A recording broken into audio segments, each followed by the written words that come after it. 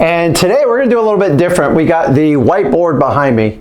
And if you look at the title up here, we're talking about 21 days to get your first wholesale deal. So I don't care if you haven't got a wholesale deal or you're just trying to jumpstart it, this is going to be the video for you. I am going to break this down from start to finish.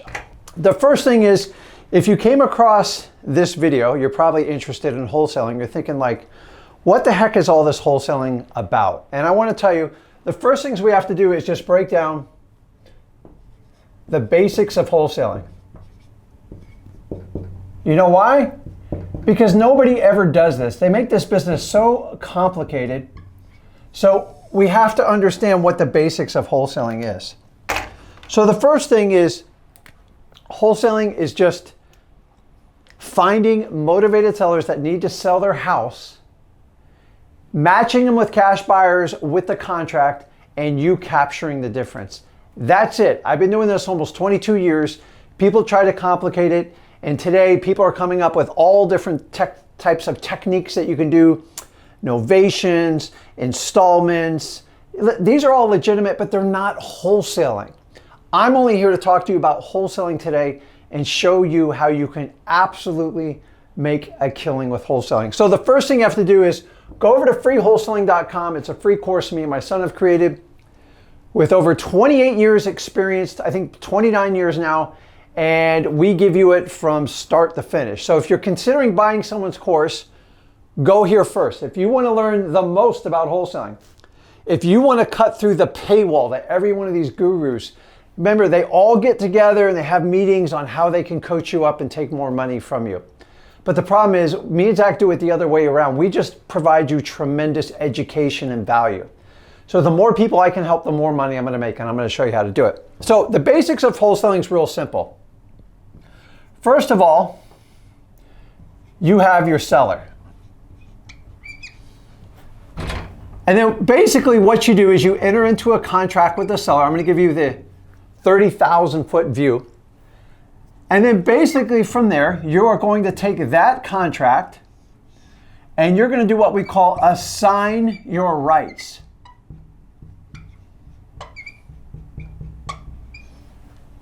Follow me so far. And this is going to wind up going to your cash buyer.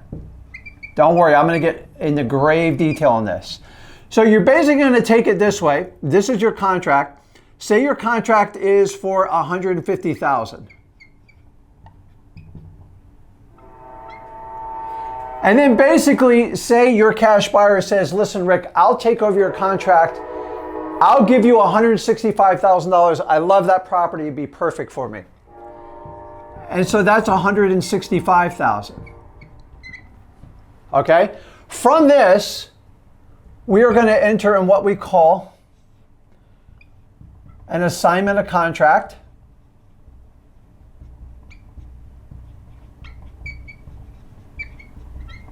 And that's basically going to give your cash buyer all the rights you had in the original contract, and then they're going to pay you $15,000.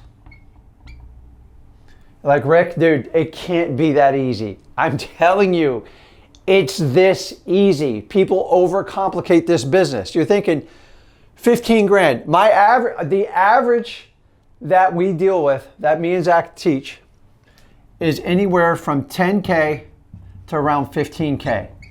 That's the averages. There's some higher and lowers, but for the most part, how would you like to make 10 or 15 grand by just going out, finding a property that needs to get sold, matching it up with a cash buyer, selling your contract, we're not realtors, and then collecting $15,000. Imagine if you could do that 3, 4, 5 times in a month. Well, I'm here to tell you, you can absolutely do it. So let's keep moving forward here. If we know how to do that, then the next thing we have to do is we have to decide which market we're going to take. So you guys got the basics here. Don't worry, it's recorded. So now that you know what the basic fundamentals are, is you got to ask yourself now is, well, who in the world,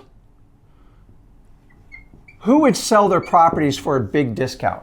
And it's a legitimate question because I had this when I came in and I was like, oh my gosh, who's actually going to sell me their contract? Well, I'm going to tell you what. You need to look for what we call motivated wholesalers. I'm sorry, motivated sellers. Motivated, yeah. It's like a spell check. So you got to find motivated sellers. There's only two types. I want you to understand that there's only two types that are going to work. Ready? The first one is going to be a house motivation. What do I mean by that? Simple. A house motivation means the house is motivated. It's ugly, it's distressed, and it needs lots of maintenance.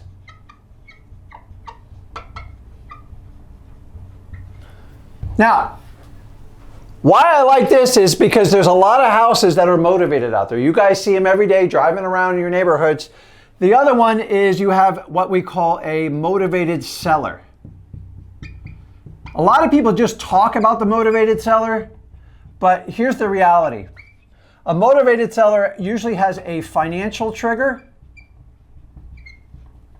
It could be death. It could be loss of job. It could be a probate. It could be they just can't afford the house anymore. So when I look for motivated sellers in wholesaling, we only have two types of deals we look for. We're going to look for the house motivation if the house is ugly, or if the seller's motivated financially. Maybe they need to get money because they got a big bill due. There's all sorts of things that come up.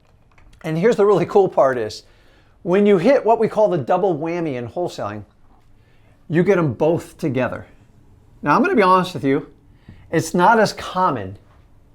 But here's the deal is, if the house is motivated, eventually that is going to sell to someone like you and me. It's just a matter of timing. And we teach you how to follow up in the process in freewholesaling.com to address both situations. If the house is really ugly and the seller lost their job and they're in like foreclosure, which would be another one, it's like the perfect storm. And this is who I'm targeting. If you're going to notice on here, I do not put MLS. This is not where you go to start wholesaling. People go to MLS to buy pretty properties that they wanted to sell for top dollar. So we don't want to do that. And you have to understand that. Most of the time in wholesaling, wholesalers are looking in the wrong areas. You guys are being distracted by novations, installment contracts. You're doing creative financing. You've never even done your first wholesale deal. I love creative financing. The other two I'm not crazy about because it has nothing to do with wholesaling. So if we know this, then we have to understand we are looking for motivated sellers. And if we know we're looking for motivated sellers, we have 3 rules we must apply now. So this is the who, and this is going to be the why of wholesaling. And I'm going to tell you why. Because if you don't get this part right, you won't make it in wholesaling. I know this for a fact. I've been doing this almost 22 years, and this is the biggest problem I see in wholesalers. What are the 3 rules? If you break these 3 rules, you are going to struggle getting the deal under contract for the right price. You'll struggle finding a cash buyer for your contract, and it's going to stress you out in the end, and you're probably going to have to unwind the contract. And this is what drives people to quit. So rule number 1. You ready? Here we go. It has to be off market. I can't stress this enough to you. The reason is off market, you have less competition. You are not bidding to write the highest contract. And let's face it, guys, you already know why properties go to MLS. It's people who just want to sell their properties. Off market gets you the best wholesale deals. Can you get a deal on an on market? Yes. It is much tougher. And if you're just starting out in wholesaling, you're taking my crash course right here, which I'm not charging you a dime for, focus on off market. You'll thank me later. I'll show you in today's video how to get them. Number 2, this is important. You have to be direct to seller. I can't stress this enough. You see, because we're going to teach you how to develop a relationship with the seller. A lot of other courses teach you just to crunch numbers. Here's the secret to wholesaling, guys. Wholesaling is a people business. The real estate is just a side effect. And so if you don't learn to connect with people, if you're just focusing on the real estate, you're just being transactional. You're looking at the math. The math is not what gets the best wholesale deals. We connect with people. I'm going to show you how to do it. So number 1, off market. Number 2, direct to seller. Number 3, this is a big one. We are looking for people who need to sell. Do you know what the difference between a need and a want is? It confuses a lot of people. Let me give you an example. Do you need water at the end of the day? Some form of liquid, right? You must have it. You need it to survive. Period. It's a need. Now, if I walk into a Lamborghini car dealership, do I need that Lamborghini? I can probably drive a Honda Civic and it'll pretty much do the same thing. It's just that you want the Lamborghini because it's going to give you that feeling. And I'm fine with wants. But the difference is, if you guys go out and chase people who want to sell a house, you are not wholesaling. You're literally wasting your time. And this is the fundamental difference I have to teach everybody on this, is we've got to find motivated sellers with these 3 rules. And the most important one in the end is you got to find people who need to sell their house. Who needs to sell their house? My house is in pre-foreclosure. I need to get it sold so I don't get a foreclosure on my record and I don't get kicked out of my house. I can't afford my mortgage anymore, Rick. I've got to get the property sold. Hey, Rick, my renter trashed my property and I don't have the $15,000 to fix it up. I was never made out to be a landlord. I need to sell my property. See, all you have to use is these 2 things God gave you, and listen. The difference between a need and want is everything. The wants, ready for this? They all go to MLS. So I'm going to have to deal with like 1,000 people on MLS to even have a shot at 1 or 2 deals. Where if I focus on people that need to sell, I have great probability of getting a wholesaling deal. Remember, you don't want to be busy in wholesaling. Busy means you're broke. Busy just means you're running around and you're keeping up super busy. And I don't want you to do that. And you've got to understand how this works on that. So, everybody understand this part. Because I'm going to erase the board. It's all recorded. And then we're going to jump in. And now we're going to jump in on how to get started in this business. So remember, but if you don't have a compass and you don't know where you're going, you're never going to get there. And I find most people that jump into wholesaling is they don't understand what they're looking for. And I get it. You go online these days and there's endless amount of courses and videos, and God knows me and Zach add to those numbers. But we do it because we're so frustrated with what's being taught out there. So you find a course and you go just like this. You go, oh my God, I can go to MLS and everything's there. Check this out. Look, Rick, the pics are there. The price is there. The seller's rep is there. Seller's info rep. They even tell me what the condition is. And here's what happens. You all buy into it. It sounds perfect. Hey, just go to MLS. There's a list. You just pull them off there. You don't need to pull all these government lists. And everything's going to be there. You know what this says right now? This is what happens when you do this. It's going to be super easy up front.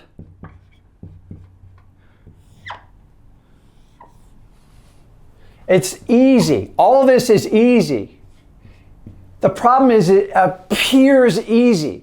You bought a course on it, it says it works. Okay, they should be doing it full time, but probably not. But it's easy. And here's what my old football coach told me. Rick, when I played defensive line and I had no experience, but I had the size for it, I would get in there and I would just start to go to the quarterback and a pulling guard or a tackle would take me out. And my coach says, Rick, if it seems too easy to get in there, it's a trick. And you're going to have to lean in. You're going to have to take on that blocker. After a while, I figured out after a few smelling salts back in the 80s. If it's super easy up front, it's going to be brutally hard on the back end. Do you understand that? These easy peasy courses, squeezies, whatever you want to call them, they're all designed to generate coaching dollars. They are not going to get you the results you want. I'm not saying you can't get a deal off MLS, but I'm telling you a beginner strategy starting out in wholesaling on MLS, it's torture. Why? Contracts aren't assignable. You have to have high EMD. You're going to have to create a proof of funds, and you can't walk your buyers through that. It means you're going to have to lie to everybody involved in the transaction. And we do not want to do that in wholesaling. So we're going to flip this around. What I'm about to teach you right now, I'm going to do the hard up front, and then it becomes super easy. Think about this. If you have awkward, uncomfortable conversations with your sellers now, develop a great relationship with them. You're going to be nervous. It's going to make you feel uncomfortable, but you'll get to the truth. And when you get to the truth, you can get a great wholesaling deal. Then when you have a great deal, it's 2 or 3 phone calls. You have a cash buyer. They take over your contract. It's super easy. Now, if you want to do it this way and start out with MLS, go for it. But remember, these are all properties that what? They want to sell them. Okay? Want, you have to replace with need. So if you take this route, it's super easy. I have all these great conversations with realtors, and then they ask your proof of funds, your EMD, and then you hit them with a super low price. They hang up on you, and then you're going to go, oh my God, I spent all this money on this course. It sounded like a great idea, but it's brutally hard. I'm going to go connect with Rick and Zach at freewholesaling.com, and that's what most of our students do. Guys, I'm going to teach you how to do the hard right now because it's so important. And if you'll just do the hard work up front, you don't have to do all these tricks and all this stuff going on. So if you're okay doing the hard, let me know in the comments, because I'm not looking at everything, but I want you to understand this is what we have to do.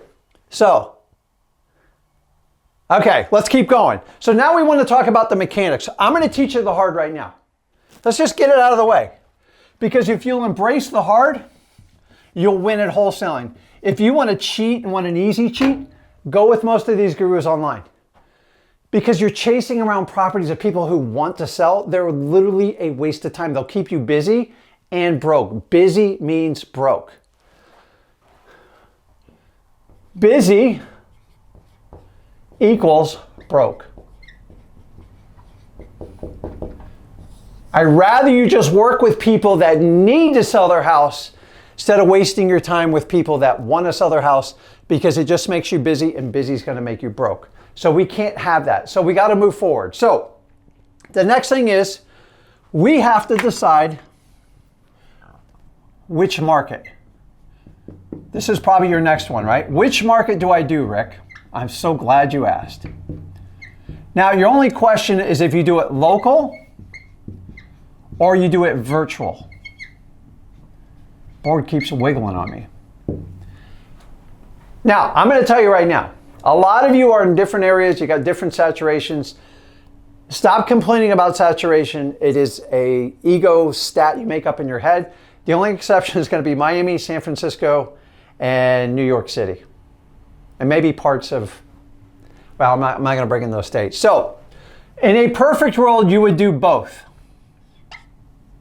Always do deals in your backyard. Why? Because you know it, you know the numbers, and it works. Now, if you're in a multi-million-dollar market, you have to consider going virtually. And if you understand going virtually, say you're in San Francisco, or say you're in LA or something like that, how do I pick my virtual market? I am so glad you asked. Here's how we do it. Number one, average median price. If you don't know it, Google it, use ChatGPT, use AirBart. It's all in there. Zillow will do it for you. Come up with the average median price of the markets that you're researching. The next, you are going to look at the population. Now, Ideally, we want to stay 400K and below.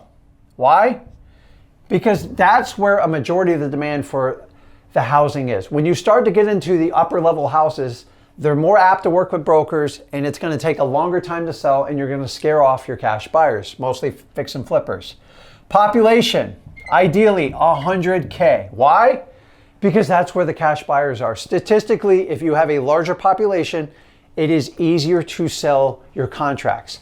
Give me a population of like 20K, I already know you're going to struggle selling your contracts. Why? Because there's just not enough cash buyers there.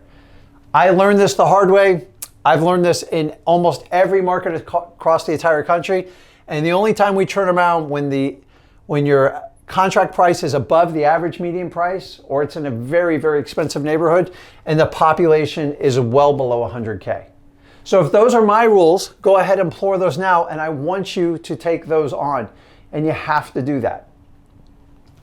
Let me check us on time here. Okay. So the next thing we have to do, let me switch markers here.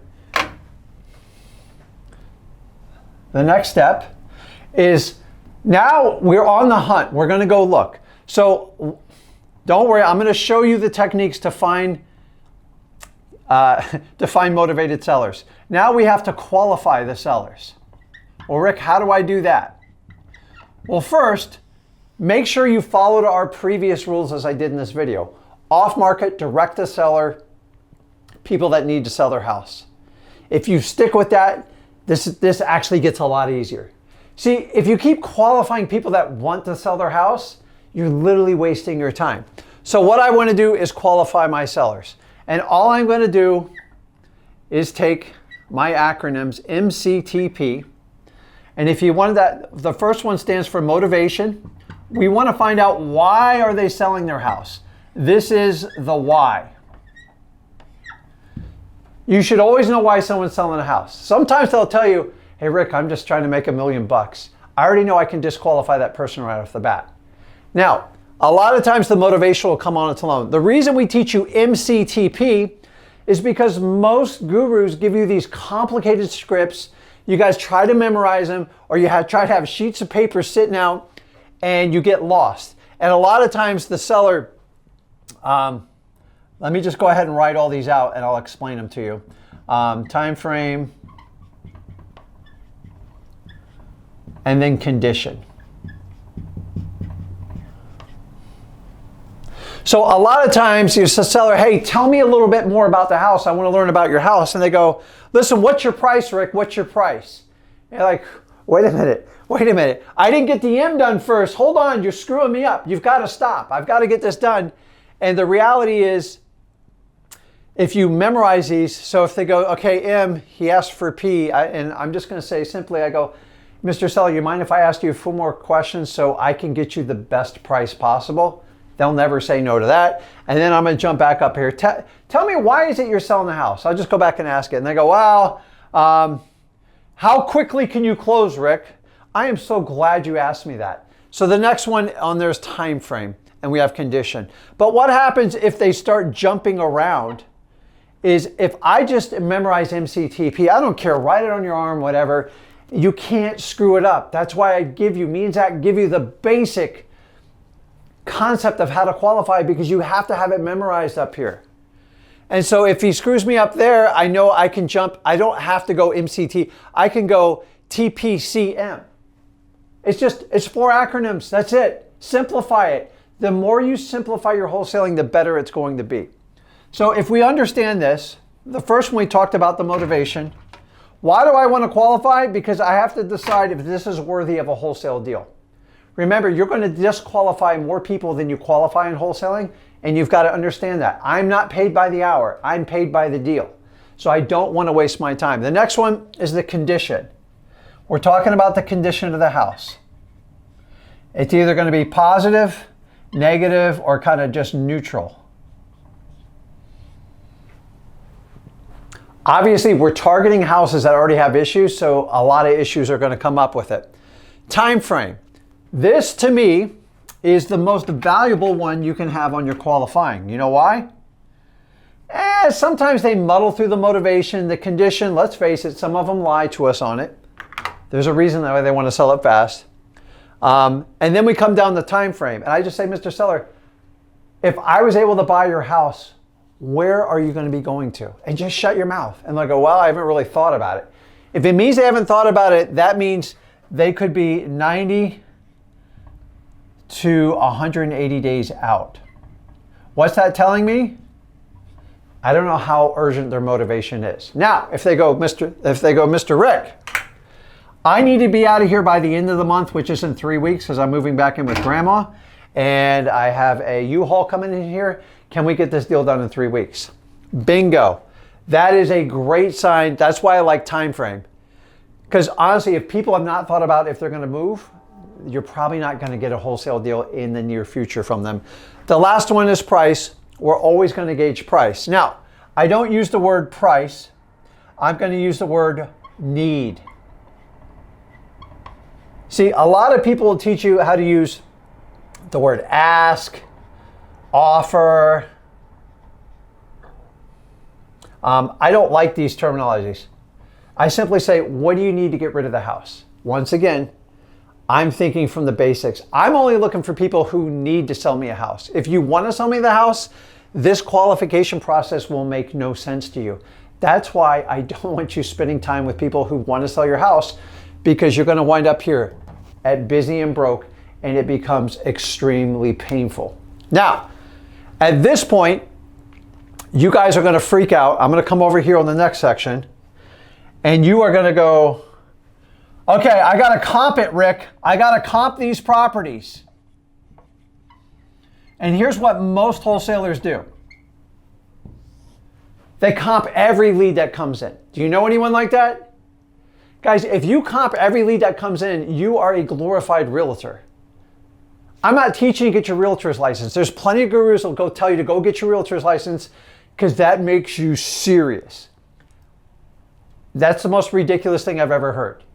Okay? If you want to be a realtor, go be a realtor. You want to be a wholesaler, pay attention to this video because I'm giving you the truth. Stop comping your properties. Until they become qualified, you don't even consider comping. Period. If I have 100 leads and each one of them takes me 20 minutes to comp, how much time is that going to take? It's going to take hours and hours. The reality, if I work with 100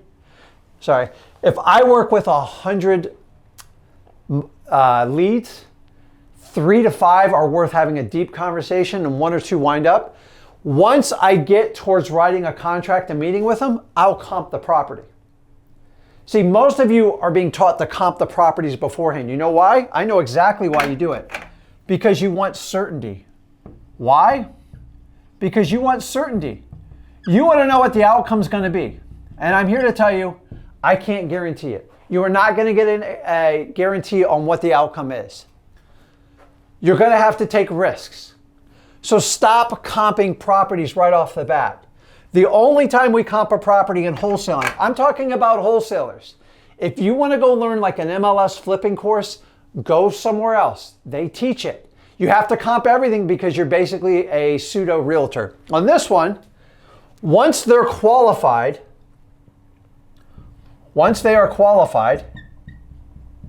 meaning, hey, it's off market, it's direct to seller, they need to sell, and this is their issue. I'm dialed in. Now I just got to figure out what the repairs in the house. Easiest part of it all. What if I told you you shouldn't spend more than 2 minutes comping a property? It's true. You shouldn't. If you spend more than 2 minutes, I used to say 10, but now I have, if you want to learn how to really do it, go over to X Leads. That's another video though. I can comp any property inside xleads.com, period. End of story. 2 minutes. The reason why I put you on a 2-minute timer, because you've got to buy the property so low in wholesaling. Just get an average comp and move on with your life. See, realtors try to get the perfect comp, and wholesaling, we don't care. It's a property's worth between 150 and 165. I need to buy it at 100. That's it. So why are you going to sit there and spend hours trying to figure out if it's 162,576? It doesn't matter. When you get closer, you can really dial it in. The 2-minute comp, and then if you're getting to a contract, meaning you're going to go meet with them, I'm going to give you a plus 5 minutes. You know why? Because if you're paying close to the full value of the house, you're going to get killed. You have to be so far below it. And I don't understand why wholesalers do not get this concept. The reason is because you have a lot of people out there teaching, they tell you it's wholesaling, but what they're trying to do is just teach you to be glorified like real estate agents and make a little bit of money off of it. My average deal is 10 to 15 grand, just a straight up assignment of contract. And I do a lot better than that, but that's what I started out doing it. So we don't qualify. Once they become qualified, we do a 2-minute comp. If we do a contract, I give you an extra 5 minutes on it. It's that simple. It's that simple. Okay, so now we're going to walk into the meat and potatoes, what every guru is going to charge you a fortune to teach you. And I'm telling you, they're going to struggle with this. Remember, I'm teaching wholesaling. I do not teach fix and flip. I do not teach you how to be a glorified real estate agent. I don't teach you how to be a matchmaker for everyone. You need to go out and source your own deals. Okay, this is recorded, guys, so don't worry about what I'm erasing. Now we're going to get into the meat and potatoes of what every guru will never share with you, because God forbid they teach somebody for free, because they might go broke because they probably don't wholesale anymore. And I love wholesaling. I have a problem with it. It might be an affliction, a disease. I enjoy it. I enjoy it as much as the UFC. I enjoy it I just think it's awesome. I think it's the highest skill set. And I love people go, it's just like a rookie starter thing. Everybody that knows how to wholesale always wholesales to a degree, because there's some properties that just need to be wholesaled. So the next thing we have to understand that we have to do is we are now going into and talking about contracts, negotiations, and how to do this. This is the stuff you all want to know. I'm just going to peel it back and show you. I'm going to show you how I wrote contracts today, how I wrote them this weekend, and how I write them the rest of my life. The next thing we have to do here, let's change up color here, is now, so we've gone through the qualify, so now we are going to go into rapport building. I can't stress this enough. This is not fake stuff. Most people will teach you what they call sales training. Sales training. Let me give you my sales training. Okay? People are sick of this crap. The sales training, listen, I love Grant Cardone. I love all the, I love Andy Elliott. But the reality when it comes to wholesaling, you don't sell them. You are just a guide. You are being a guide. You're keeping them on the yellow brick road when they get off course. And you've got to understand this. Sales training does not work in wholesaling. I've proven it over and over again. Why? Because you are finding motivated sellers that need to sell their house. So when I find the right person, I go, Rick, my house is in pre-foreclosure. Please help me. We just need to agree on terms and price. That's it. There's no magic words to sell them. There's no sales training in wholesaling. Let me tell you, I came from a sales training background. I threw it all out the window when I went to wholesaling. I thought I was going to kick butt. Honestly, I find people do much better in wholesaling without sales training. Why? You need to learn to do rapport building. And all rapport building is basically taking the scripts and then you're just converting them into conversations. This is it, guys. You have to understand this. Scripts, the conversations. Now go to freewholesaling.com. I give you the basic scripts.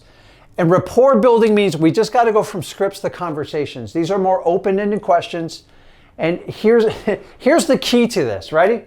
If you want to do sales training, you won't be authentic. You'll be fake. You'll probably be wearing a jacket. You're probably going to wear a hat like a famous guru does. And remember, that guru doesn't wholesale. They sell courses. I'm not here to sell you a course. You've got to understand this. So if you understand there's no sales training, that's the biggest ballast you're being told in wholesaling. And I'm just telling you, I've done this for 22 years. Whenever I've hired an acquisitions person with immense sales training, they're usually my worst acquisitions people. If I take someone that has a great attitude and wants to help people out and they take my information, they do extremely well. So rapport building, conversations. How do we beat conversations? It's real simple, guys. We have to understand that we need to be authentic. Authenticity, it doesn't exist in this world anymore. With social media, with all these like sales training, it's out of control. It's really refreshing. Now, authentic doesn't mean you're stupid, and it doesn't mean you're not after a result. That's what most people, authentic thinks like, oh, you just wander around and you're just your own natural self. No, authentic means you use your own personality, you remove your ego, and you are there with the best education in wholesaling from freewholesaling.com, and you guide your seller down the path. Listen, if your seller wants $1 million for their beat up property, there's nothing you can say to them. There's no magic sales training to make them take that. If I had it, I would give it to you. There is no magic sales training. You have to have direction. So here's how here's how it always goes. Okay? It's a funnel. Now, I'm not talking about your typical funnel is all your leads come in here. Okay? This is you. That's you. You are the guide rails. You see how I say guide? And then you keep working your leads down here. Now, not all of them are going to fit. And you get down to the ones that you want right in this area, and they're going to go left, they're going to go right. And your job is to keep squeezing them back here until you get to the closing. That's it. So I want you to envision that as I walk you through and show you how to do it. So you have to have this vision when you do it. Otherwise, it's not going to work. I can tell you, I see more sales training being sold than anything else right now. And in a car dealership, yes. In the hotel business, yes. In the insurance business, yes. In wholesaling, we're looking for distressed properties and sellers. They need to get them sold quick. We do not sell them. Remember, if it's based on price alone, you're not wholesaling. You're going to get killed. So now we got to get into basically, we get to this point, we've built up an incredible rapport. Now we're getting into it. And now this is the point where a lot of you guys are going to screw it up. Okay, we're okay on time. Is now I'm going to teach you to go into what we call, so you have amazing rapport. You ever connect with someone who's like, ah, it's great. And you go, crap, I got to close them and I got to sell them. This is where you all clam up and you're not your authentic self, and the sellers feel it. I will tell you this, sellers feel your energy. If you're nervous and you're like talking fast and you're like, dude, what's this guy or gal's problem? They feel it. You have to calm down. By you being your authentic self, you bring a calmness to the situation. They're already nervous. This is the biggest decision of their life a lot of times, maybe other than marriage. It's a whole nother conversation. So now we have to go what we call a transition statement. So a lot of you get lost on this because you don't know how to close people and you're nervous to do the negotiations. I fully admit it, when I started out wholesaling, it was my biggest problem. So I came up with a little trick called a transition statement. And it simply goes like this. I'm not even going to write it out because it's too long, but you can play the recording back. Hey, Mr. Seller, I could talk about your kids all day long. I can talk about that great Corvette in the garage and your amazing family, but I did come here to meet with you to see if we could get your house bought. Do you mind if we sit down and I ask you some questions to see if we can put a deal together? That's it. I just say, hey, listen, we can talk all day. Because here's the problem. If you do not transition from rapport building, you're going to lose all credibility. You go, crap, Rick, you're making me sell. No, we're just going to go over the facts and we are going to go in, and now we are going into a negotiation. And this is where you're all like scratching your head. How do I do the negotiations? I'm going to simplify this for you. I can't, like this one, this is a big pet peeve of mine. So most of you out there, you do this thing called what? Righty? MAO. And that stands for maximum, let's just call it max offer. Now I want you to think of the psychology of this right off the bat. Max or maximum offer. Should I go into a wholesaling deal with the maximum offer right off the bat? I'm not saying don't know where your limits are. The reality, an MAO should be just, I think it should be eliminated. Because here's what you guys do. I'm gonna draw you a visual on this. You ready? So we have our MAO. And this is what everybody does. Everybody focuses on MAO. I just like, MAO is the last resort. It's the last number you ever throw out. But you guys want to know instantly what your MAO is. Why? Because you want certainty, and that's fine. Here's the problem. If you go into a negotiation with your MAO on the top of your head, you're going to throw it out there, and then what are you going to do? Let me illustrate. I keep dropping stuff. Okay? You got to visually look at this, okay? Now, this is, let's just call this the retail. We don't want anything to do with this number, right? And then this is going to be the bottom number. Now let me ask you, if you're a wholesaler, which side do you want to be closer? To the bottom line number or to the top line number? And if you got half a brain, you go like, dude, Rick, I want to be over here. You want to be on this side. I get excited here. So when we talk about MAO, you all think about what's the most I can offer. The seller will say yes. I got to get a yes from the seller. And I'm here to tell you, it is the worst advice you can ever take. You guys, some of you guys have these cute little formulas, 70% of MAO and minus repairs and plus my assignment fee. Simplify, simplify, simplify. So let's just say your seller is right here. You know what? Let me make a better point before I even do this. You ready? So you guys come out here with your MAO, right? Be honest. How many of you guys just throw out your MAO on the first shot? I see it all the time. Don't lie to me. I know what's going on. You do an MAO. Why? Because you want to get a big fat yes. And what if I told you getting a yes is the worst thing you can do in wholesaling on your first offer? You know why? Yes is going to be easy, and then it's going to be brutally hard at the end. Remember, we talked about this before. If you will have the hard conversations up front, it will make your path easier in the long run. The reason you guys don't want to do it, you're scared, you're uncomfortable, and it makes you like sick in your stomach. If you get that feeling, you're at the right offer. If you feel good about making your offer, you're trying to telepathically guess what your seller's bottom line number is. Guess what? You're guessing, what if your seller's all the way over here? But you all think your seller's always right here. I don't know why, but that's what you guys, every one of you think your seller's like sitting at the retail thing. And you think I'm going to hit them at the MAO and they're just going to have to take it. Here's the problem. If you make an MAO offer and they say no, what are you going to do? What do you do? I'm stuck. What am I going to do? So stop using the MAO offer. You should always know where like the most you can offer, but never ever make that your first offer. You guys are trying to guess what your seller wants, but what if your seller's over here? This happens all the time to me. And this is how I came up with this methodology. I'm going to save you from yourself. Rick, this sounds like a very advanced strategy. It's not. It's actually designed for the beginner, and the most senior people should use it because you will learn a valuable lesson. So let's go back here.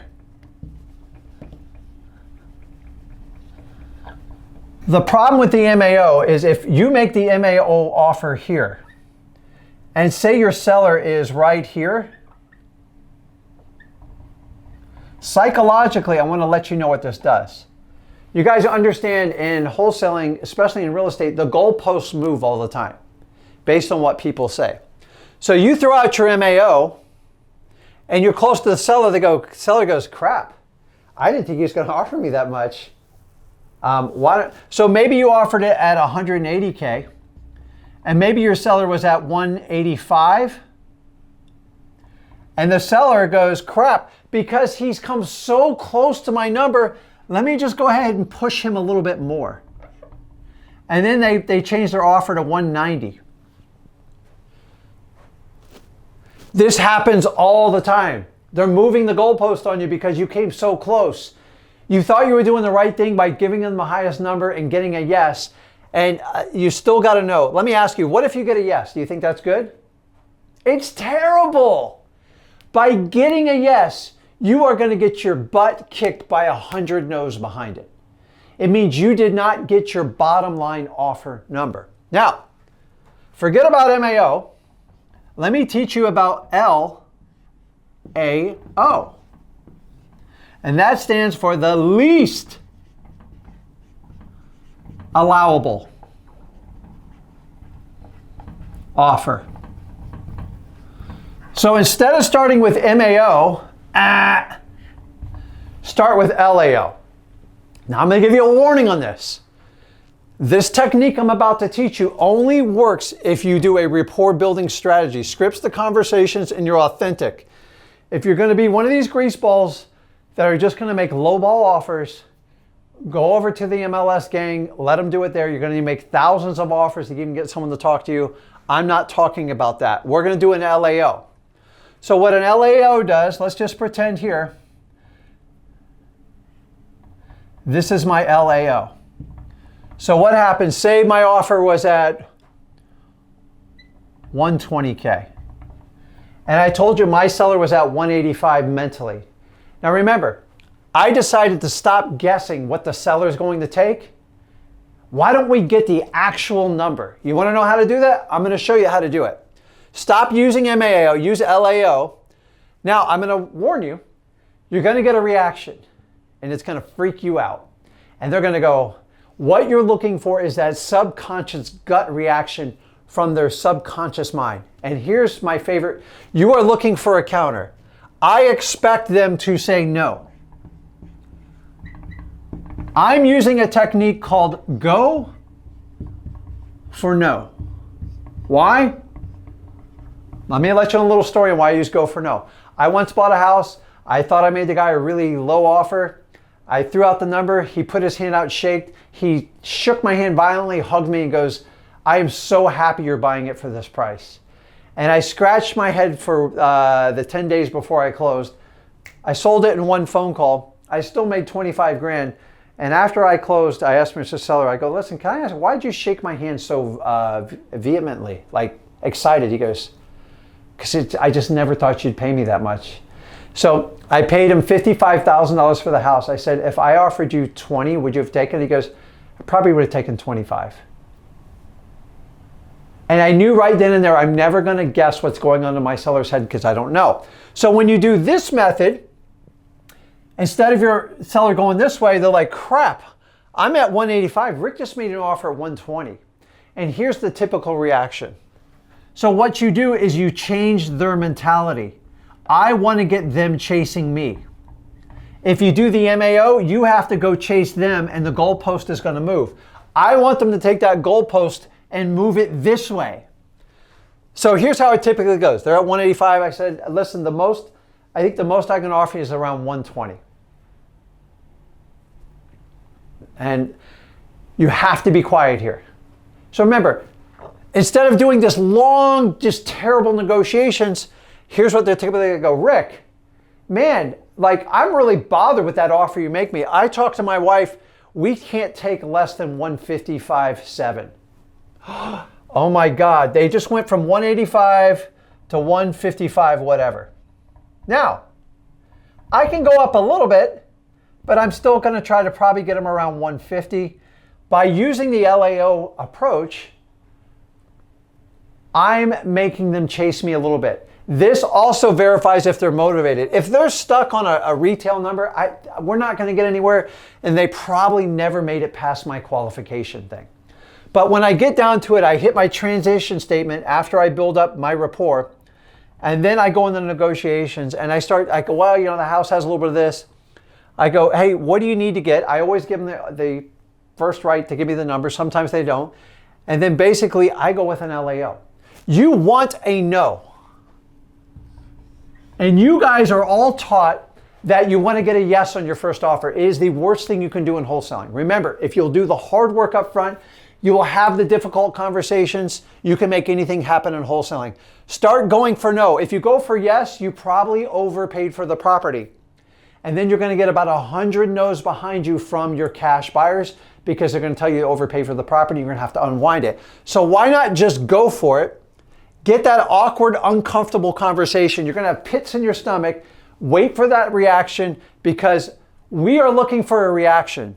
Do you guys know what the difference is between a reaction and a response? I'm putting it down here. I'm a tall guy. This is hard for me to squat down. A reaction is what I want from my LAO. Why? Reactions are raw. They're emotional. They're charged with emotions. Emotions are instants. Feeling is just a repetition of an emotion that keeps coming up. I'm looking for the reaction. I want it. I want it.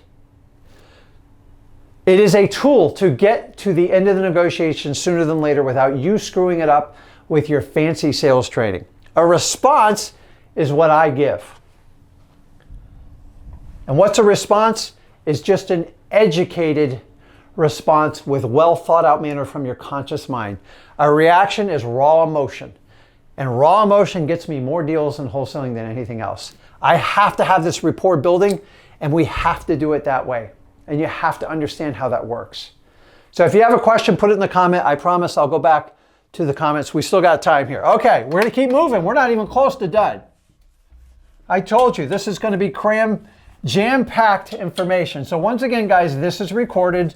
So don't freak out when I'm erasing it. And let's now get into, you're like, crap, Rick, I got to write a contract low. You didn't teach me how to write a contract. Well, you're in the right place. So I'm going to leave busy as broke up here because it's important you understand that. Okay, so let's talk about, so now we need to talk about the contracts. You've come and agreed to a price. So now we're on contracts.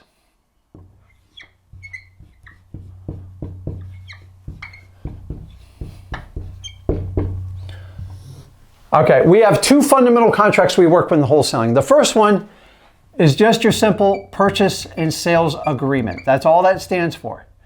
Now, if you go to freewholesaling.com, we have what we call a wholesale contract.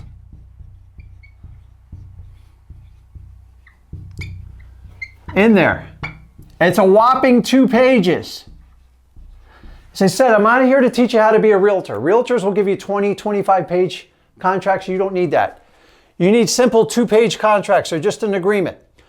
In there, you're going to spell out the price. And by the way, if you go to freewholesaling.com, I walk you through the entirety, how to fill out the entire contract. You can also go to my Flip with Rick YouTube page and it'll all be in there. So if you've never ever done one, I walk you through step by step on how to do it. I strongly advise you use our contracts. Make sure you run it by an attorney in your state. Make sure it's approved for what you're doing. And make sure you have their blessing. Also talk to your title company. The first thing is you're going to have price. We've already talked about this. Now, there's 2 critical factors you need to understand in your contract that you're probably not familiar with if you haven't done a lot of wholesaling. The first one is going to be EMD. And that just stands for earnest money deposit.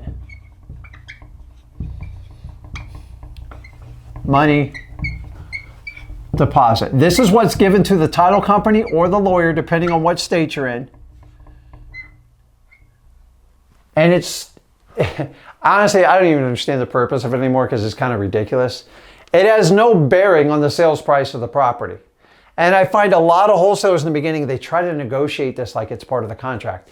You need to just glaze over this part. Remember, motivated sellers are not going to pick you apart on your earnest money deposit.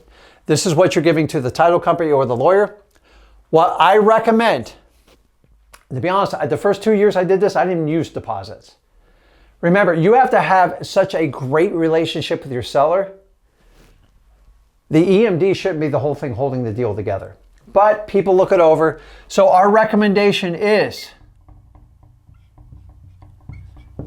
between $100 and $500.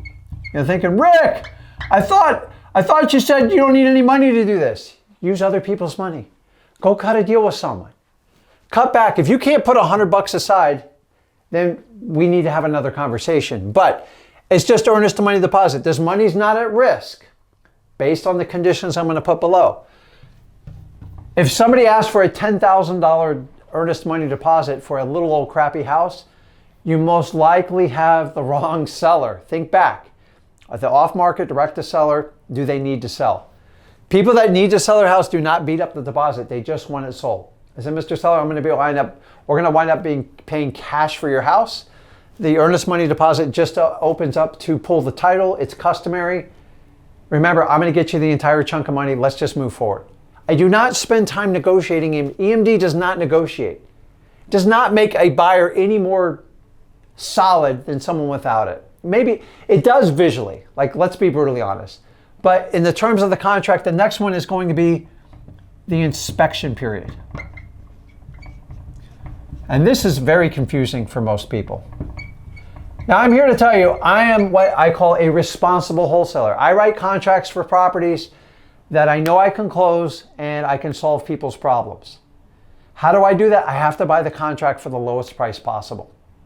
If I pay too much for it, this is where all the games come in the wholesaling. I do not subscribe to that theory. I think you guys should follow through. If you're in a local market, you should have an 80% success rate. If you're doing virtually, you're going to be 55 to 60% because you can't see everything and certain things can pop up.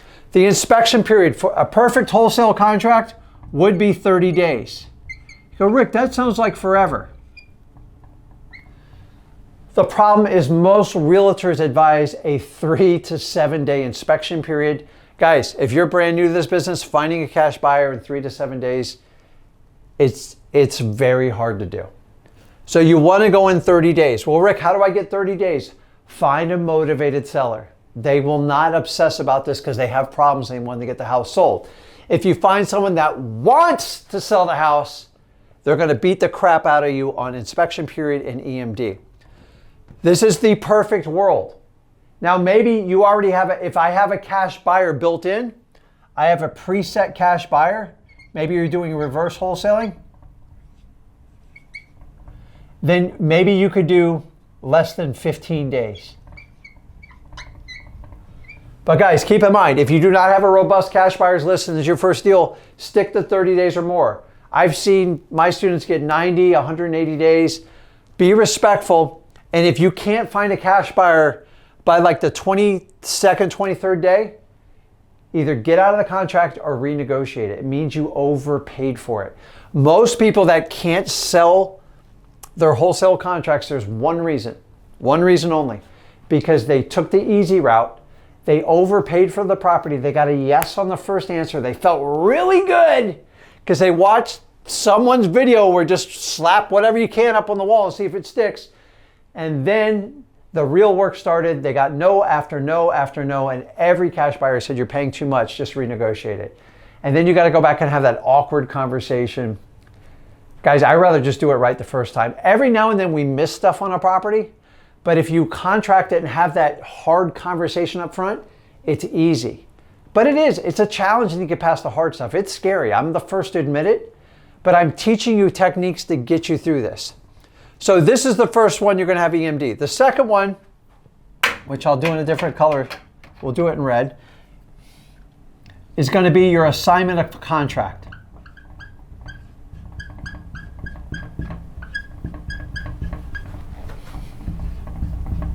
Sucks being tall sometimes. Okay, now here's the good news. My assignment of contract, once again, freewholesaling.com. We just give it to you. Why? Because I want you to win. Why do you have to pay me $5,000 for me to give you 2 contracts that probably you could get on the internet anyways? I want you to win. I want to do JV deals with you. assignment of contract. It's all inside of freewholesaling.com. Your assignment of contract is basically going to assign your rights over to your new cash buyer. So basically, if you sold the property for $100 grand, you have it under contract with your seller, and you're going to sell them to them for $120. You basically have in there, written in there, a $20,000 assignment fee.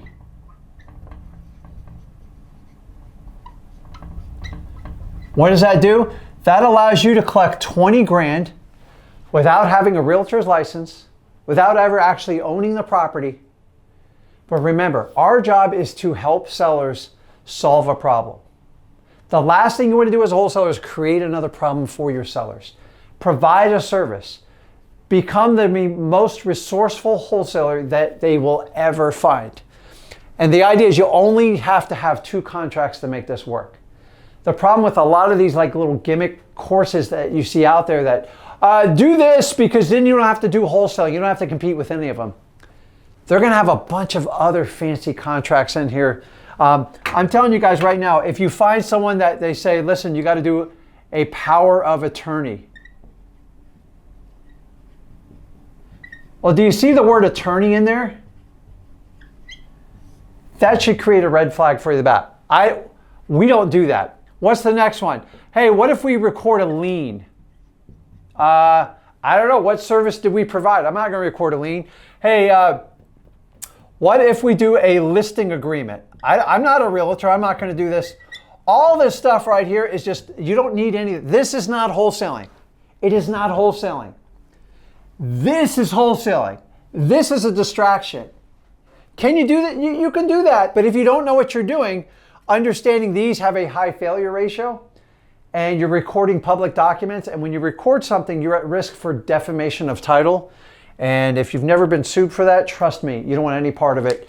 Stick to wholesaling. It is the most transparent, clear way to do it. You don't have to lie to people when you do it, and you have to understand from start to finish, this is how we do it. This is the final part on the contracts. And at freewholesaling.com, we provide you all the contracts. If you need help, reach out to me and Zach. The reason we do this is, number one, I want you to be successful. Number two, I want you to do a ton of wholesale deals. And if you don't understand where to start, how to do this, I know this is a lot. I'm not even done. We're going to flip the board around and keep going here. We have to do this. So, and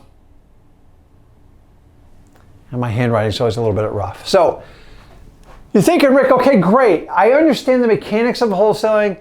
I understand how to pick my market. I understand how to qualify my lead. I understand how to build rapport with them. I understand how to start the negotiations. I understand the go for no with the LAO method. I also understand I have to write 2 contracts, okay? I just gave you $10,000 of free coursework and just zigged through it. It's the truth. Go to freewholesaling.com. We'll even expand on it even more. And I want you to understand that. So now we got to talk about what types of leads are we going to do. And that's the main thing. So I'm going to put this scrolling on the bottom. Okay. Here's the deal. I take the same idea with leads as I do in wholesaling. Start with the free stuff first. Why? You got to go out and get some deals done. You got to get repetition. You got to learn how to talk to people. We got to get your confidence level up. You are not going to build confidence by going out and talk to realtors with no experience. They're going to eat you alive. They speak a different language. It's completely different. They don't understand wholesaling. They don't want to understand wholesaling, and you're going to fight with them. So let's go and attack leads. Number one, we can do for free. And then as a bonus, I will show you some paid ones we can do. So let's just flip this over. I gave this a lot of thought, and I'm going to throw up on you here. But here we go. You ready? I gave you 31 ways to find any wholesale deal for free. You don't believe me? I've gotten a deal from every one of these I've tried. So I'm going to do a quick blitz, go through it, and then I'm going to highlight the ones that I want to attack and I want you to attack that you can do. So the first one, driving for dollars, an absolute must. Everybody should have this in their arsenal. I don't care how experienced you are. If you think you're too good for it, it means your ego's too big and you're probably not going to move very far in wholesaling. Remember, your ego is what you think of your person. It's just fake. It's what you think. What really matters is what everybody else thinks to a point. And you have to learn, I don't care what other people think about me because I'm a wholesaler. I have to go hunt. We are out there hunting. You call it whatever you want. You are hunting. Driving for dollars to me is a visual. It works perfect because it is a earned list. Nobody else has it but you. This one, I got to tell you, man, this is the bread and butter. I don't care what you do. You should always do it. To this day, when I go walking, I go driving, I do anything, I always do driving for dollars. It's somewhat of an obsession. Now, here's the good news. Go to freewholesaling.com, and I don't even teach a course on it. I just show you how to do it for free. And you've got to understand that's how we do it. So, code violations, another absolute must. Pre-foreclosures, I love pre-foreclosures. And then the probates, like back the ship up, let's go right here. So honestly, these are the top 4 I put in right off the bat. Why? Because they always work. And there's one thing I want you to understand is when you learn techniques to find wholesale deals, I find stuff that is tried and true and has worked forever. These techniques have worked over 100 years. They're not going to change. There's not going to be any TCPA compliance or anything like that. It's got to work. I love evictions. That's a great one. I mean, I can go through the whole thing. Fire damaged properties. So evictions you're going to get at your courthouse. Real simple. These are people that are being evicted. Fire damaged properties. Go to your local firehouse. Get a list of the most recently damaged properties from fire. Yes, you can wholesale those deals. People eat that stuff up. Next one. Water shutoffs, one of the harder lists to get, and I'll put that on there, harder list. But remember, the harder the task, the bigger the reward. The harder it is to get the list, the more I want it. And you have to take that mentality in wholesaling. You see, you guys are so used to being taught the easy way to do everything, and then at the end when you find out it doesn't work, was it really easy? No, it was easy on the person who sold it to you. But it's been brutal in your pocketbook, and more importantly, you wasted your time. Go back over to freewholesaling.com. We'll figure out how to get that. Arrest records, man, I love this one. I got to tell you, I found a niche in this one, and I find people that have committed felonies, mostly DUI, simple batteries, and they're going away multiple times, and I just cross-reference, see if they own a property. Bingo, bingo, I found them by accident, but I do quite a bit of deals off this, and these are very, very high profit deals. Now, physical bandit signs. A lot of you guys knock this. I still do it. Why? Because it produces me money. Oh my God, it seems so like, that's a little cheesy, Rick. Listen, are you so worried about how you look? Go out and get deals.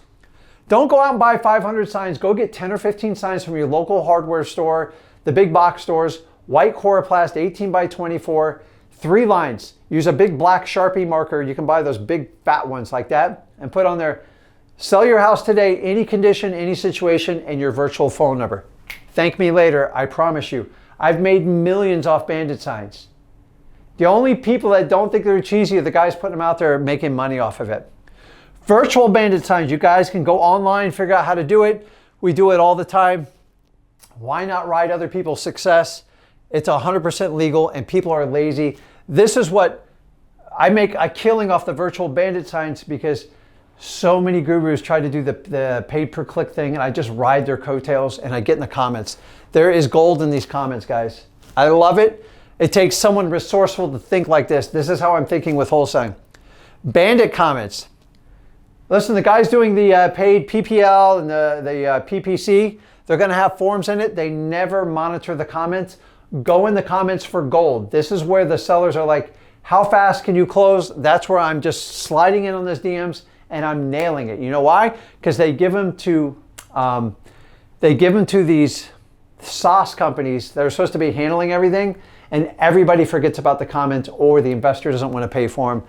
I'm going to teach people how to pay for the comments. These two are all these are 100% free, but I love them. The bandit comments, man, they are just awesome. Joint ventures. Do I need to say any more about it? We call them JVs. These are people you can pair up. When I first started wholesaling, I didn't know how to do dispo. I was really good at finding motivated seller leads, and people made money off of me for about 1.5 years, and it served the purpose for me, and I'm fine with it. If you have a specialty or you can help people close and you got a great cash buyers list, I love joint ventures, and it is a great way to get started in wholesaling. You got to learn to be efficient and very proficient in getting properties closed. Property managers, guys, this is a golden era in property managers. You're missing the boat if you don't go with property managers. They have hundreds, if not thousands, of properties they manage, and there is always 1 to 2% dogs in this. Those are the dogs you want. When I mean dog, I mean it's a rundown rental. Do you think there's landlords that never want to put a dime in the property and want the maximum rental, and the property managers can't stand these properties and want to get them sold? The key with them is I just pay them their full commission, and they're fine with it. We solve 2 problems. We put money in their pocket, and we get rid of a problem property. Moving on to the next one. Pre-realtor leads. Hey, Rick, I thought we were going to do an MLS.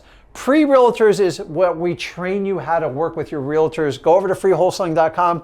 We teach you to work with your realtors. Hey, listen, if you ever have a property that you don't think is going to pass inspection, or it's really dirty and nasty, maybe you sold to them new and then 10 years later they can bring it back to your rough, give me a call. I'll get you a cash offer. I'll get your full commission paid, and you don't have to struggle trying to find a buyer and drive your seller crazy. Please give me a call. I'm okay with a realtor calling me 1, 2, maybe 3 times a year, but if you're going to go out there and just pound realtors with properties already on the market, enjoy the struggle, because it's real, and that is not a great way to build your business, build a reputation for yourself, and honestly, it is torture, especially as a beginner. So we teach you how to pre-vet the realtors. Pawn shops. I'm telling you guys, you think I'm kidding with this, but basically I look for pawn shops that are tied with bail bondsmen. Now, some of these are the same company, but they actually put liens on properties to make stuff work. There's people can go in a pawn shop and or a bail bondsman. You'd be surprised how many properties they have. You're going to have to build a relationship with them. It's not the easiest. These are businesses handed down generation to generation. But a lot of time they put liens on properties. They just want to get their money back. And a lot of the properties are rough. And I found a lot of deals in there. Next one, RIA meetings. One of my favorite ways. Go out to your local RIA meeting. Stands for Real Estate Investor Associations. It's a great place to network with other wholesalers like you. Remember, they're going to have fix and flippers. They're going to have rehabs. You're going to have landlords. You're going to have hard money guys. You're going to have realtors. You're going to have everything right there. Here's the key with it. Do networking before and after. I'm just going to give you a full disclosure. Don't sit there and buy all these ridiculous products. You don't need a $5,000 coaching program. If I'm going to tell you online, don't do it. Don't do it at the RIA meetings. Pay your dues. These clubs have value. I used to own one, and it is a great place to meet. 10, 20 bucks. You can usually get the first meeting free. Some of my best friends in wholesaling were discovered at the RIA meetings, and I love doing. Go to multiple meetings. Find more in your area. The next one, general contractors. Wait a minute, Rick. Why are we doing general contractors? How many failed bids do you think come from a general contractor? Meaning they write up a property at a little old lady's house, and they go, it's $130,000 to fix the house. I got to do the roof, I got to do the AC, the plumbing. He says, well, I can't afford that. And the contractor just walks away and goes, okay, we just wasted my time. Think about this. You set up a relationship with the general contractor for any failed bids, and then you can give them a marketing fee off any of the houses you buy or first rights to fix that house up. I get a lot of deals on this. But even better, I will tell you this, the handymans are just as powerful. They go in, so a lot of cheap landlords called handymans, they want to hire them to do a $50,000 job and pay them like $2,000. This is where I get handyman and general contractors. Once again, failed bids, is the winner. Okay, the next one is going to be estate sale companies. These are people that advertise typically in your newspapers, in those little diner things that you sit around, and they help people get rid of a lot of junk that's accumulated in the house. A lot of older people filled up the garage, they fill up the attic, and they're not up to snuff health-wise to get them cleaned out. Sometimes it's from a probate sale, and these estate companies, they want to make money off selling the stuff, but the real money is in the real estate. So I try to set up a win-win. I said, listen, if you can introduce me to that seller and I buy that property, I will be happy to give you a marketing fee. The marketing fee is somewhat indicative on how big the deal is. I've given away a couple $1,000s to $5,000 on these deals, and I let them keep the proceeds to sell all the stuff in the house. We create a win-win situation. These are great, great companies. You got to go out and find them. and set up a relationship with them. The next one, you go, Rick, have you lost your mind? Did you say actually bartenders? Yeah. So tell me, how many people have been a bartender on here? Now, I've never been a bartender. God knows I've sat on the other side of the bar. But the reality is bartenders hear people's problems all day. And they hear the really bad stuff. And they do not exclude real estate. Real estate is a key function of people telling you what's wrong in their life. So honestly, I've hired bartenders as acquisitions people, and they are great referral sources. Hey, Susie told me her house is in pre-foreclosure. Maybe you can help her out. He gives me a warm introduction, and bam, we get a deal off of it. It happens. Remember, the more chatty people are, the more they're connected. Find people that are really good at networking, connecting, and offer them a referral fee or a marketing fee to find people that need to get their houses sold. Title companies, absolutely probably one of the biggest ones outside of these. Title companies know who the biggest closers are, who has the most cash, and they know who does the most amount of deals. They know who the players are, and they know when deals fall apart. When deals fall apart, title companies call Rick. They call Zach, and we get it done. They are my connection to my probate lawyers, to my real estate lawyers, to any type of hard money lenders, which leads us to the next one, hard money lenders. Like, Rick, what do you mean by hard money lenders? Hard money lenders loan money out on properties that are being rehabbed. By the time, listen, about a third of these people never make it.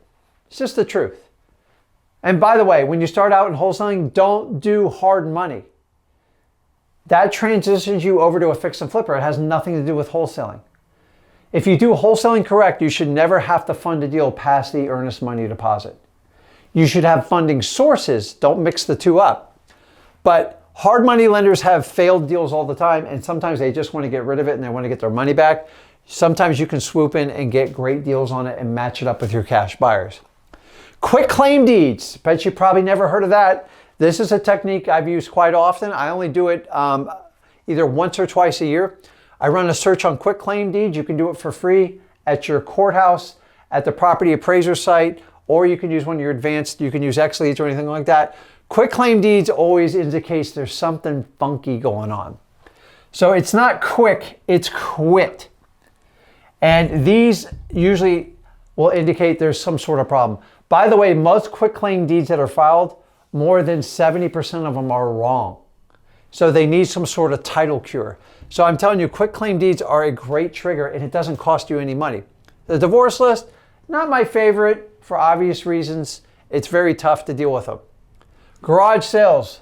My God, do I love garage sales. You're like, well, Rick, wait a minute. You're going to make me go to garage sales? No, I'm not going to make you go to garage sales. You're going to look up garage sales in your area, look it up on social media, get the addresses where the garage sales are, and you're going to look to see if it's an absentee owner. How do you know if it's an absentee owner? It's going to have a different mailing address.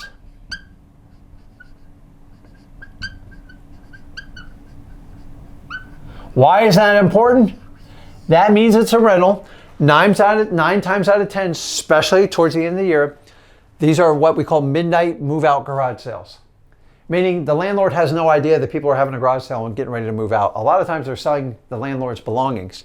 So what I do is I basically, once I verify it is a investor property, meaning the mailing address is different than the physical address, I'm going to skip trace that phone number. I'm going to reach out and call the owner and go, hey, listen, I want to know a little bit more about your garage sale. And once they say, go, what are you talking about? I just shared a valuable piece of information with that landlord, and now I'm going to connect with them, and I'm going to help them and tell them what I know, and then I'm going to ask them if they're, hey, would you ever consider selling the property? Well, now I might have to. Man, I'm in shock.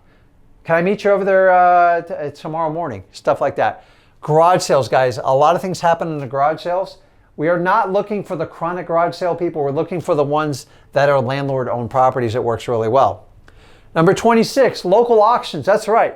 I have bought properties at local auctions. I love them. Sometimes when the market's super hot, they're not that great.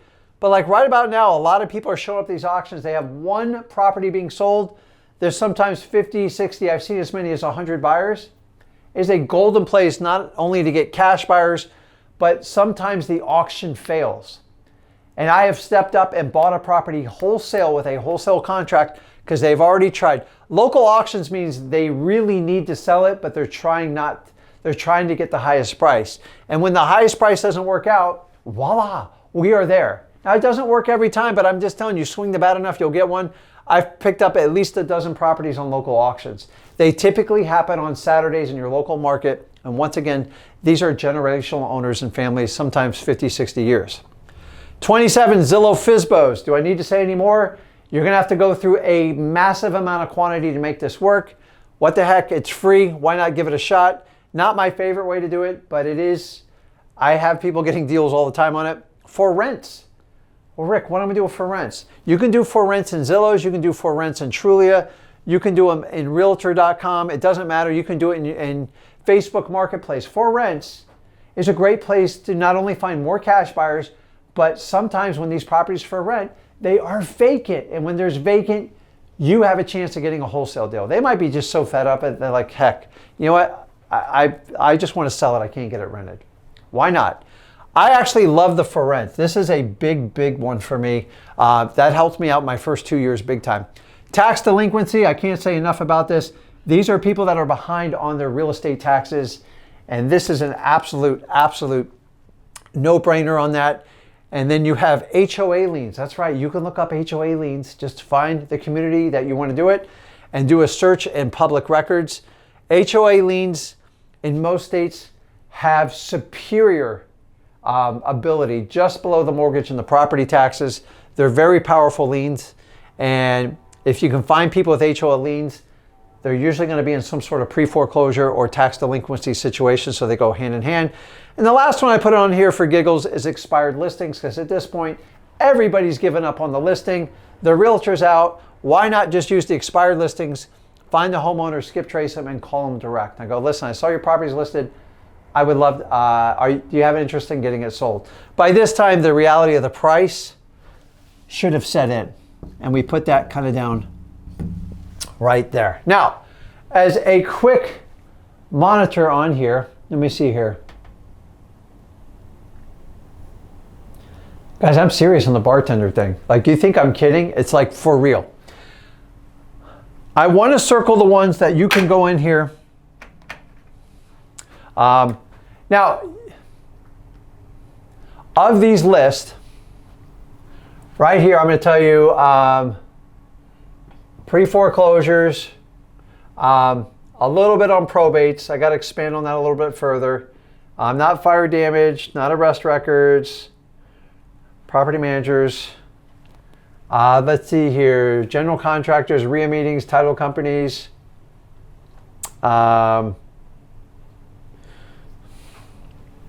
Tax delinquencies, liens, and expired listings. Everything in green, you can go on X Leads. And you can definitely get that on X Leads. And I want you to understand that it's powerful. Now, guys, I'm going to come back with another series on this and explain some of the paid ways that you can find it. But I can tell you right now, you need to exhaust these 31 before you start going to paid list. All the gurus will tell you, you got to go to direct mail. You've got to use these fancy softwares. We like to use X Leads. Number one, we own the company and we know exactly what wholesalers want. I know what wholesalers want because it's what I need. And I fight. The last thing I want to do is own a software company, but the software companies left me no choice. And so if you want to learn more about it, go over to X Leads. I got it scrolling on the bottom. But guys, if you have not exhausted every 31 of these and you are complaining about how can I get more deals, you're missing the boat. And you have to understand that. So if you have, I'm looking at questions here. I'm not trying to be off screen, but I can only bend so far to do everything. This was a lot of information. And I apologize, I couldn't answer all the questions. I will try to go back.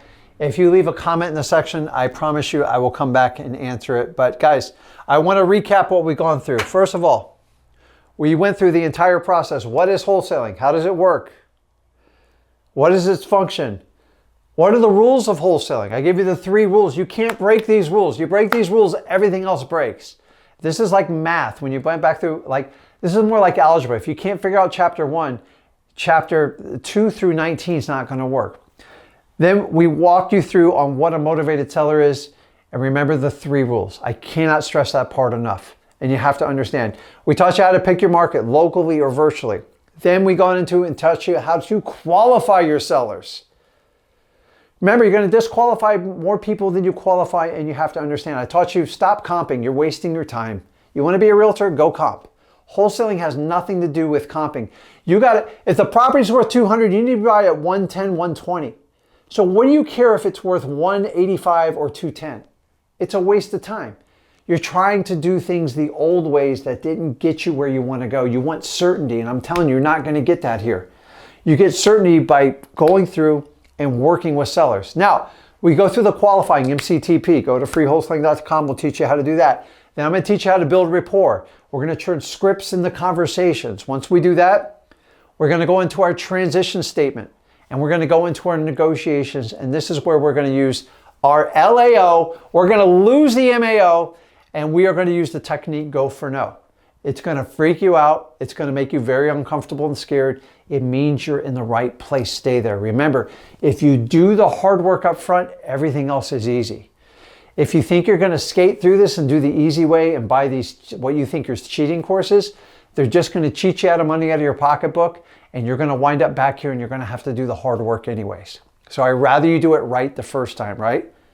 Do it right the first time and it's a lot easier. Do that hard conversation up front. Everything else is easy. If you do it in the opposite order, wholesaling sucks. Then we taught you about the contracts. Just 2 contracts, guys. Purchase and sales agreement. Our 2-page Flip with Rick contract you can get at freewholesaling.com. And then we teach you about the assignment of contract. I've got over 22 years experience. Use my contracts. It will protect you against scrupulous daisy chaining wholesalers are going to waste your time. And remember, guys, I'm not giving you legal advice. You want to consult it with your local attorney. Make sure you're compliant with all state laws. And the last part I'm going to touch you with that I didn't touch on, this was a lot of information in an hour and a half, is wholesaling is 100% legal. There's just all these people go on the internet and like, it's banned, it's this. It's not. The only thing they ever attack is doing wholesaling the right way. And I actually agree with them. You see, you're supposed to sell your contract, not pictures. Not pictures of the property. Pictures of the property are for pretty real estate agents.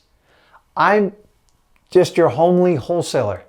I'm here to sell a great deal, to facilitate a transaction that needs to be done because realtors can't fill this void. Cash buyers can't find them on their own. It takes people like us, resourceful wholesalers, to figure out how to help people. So please don't buy into this wholesaling. It's going to be illegal, man. It's guaranteed in your constitutional right. The only thing they're ever attacking is how you market your deals. And if you're marketing it through pictures, you're sending out mass emails, you're doing it wrong. You bought the wrong course. I don't know what else to tell you. Fix it. Go over to freewholesaling.com. Let me show you how to do it. And then last but not least, 31 ways to find free leads. If you can't get a property under contract in 21 days after this video, I need to shake you through that camera and get through to you. This business is not complicated. We just complicate the crap out of it. You have to go in with an open mind. You have to lose your ego, and you have to be willing to learn. And you got to understand you're going to fail in the beginning. It's okay. That's how you learn the game of wholesaling. So 31 days, I'll leave this up here. I promise I'll go back with a video. We'll do some more advanced strategies, but I felt like I had to get this off my chest. Honestly, everything I gave you today is probably a $5,000 course. I'm giving you 22 years experience. Why? I want you to be successful, and I want to do deals with you guys. My job is to make you successful as a wholesaler and make you see the light. And all I can do is just keep telling you the truth about wholesaling because it's all I know how to teach. There is no other way to do this. I live, eat, and breathe this business. I love you guys. I love you guys paying attention to me, and more importantly, learning about the truth of wholesaling. If this video doesn't straighten it out for you, come back. I'll keep doing it over and over. I am not too big to come down and show you guys how to do this because I remember the first day I started wholesaling, I did not get a lot of help. It was very frustrating. And I vowed one day when I got to the level that I am at now, I would give back to the community, and this is how I do it. So if you enjoyed this, make sure you hit that subscribe button, leave me some comments. I appreciate you guys, and I'll see you in the next video.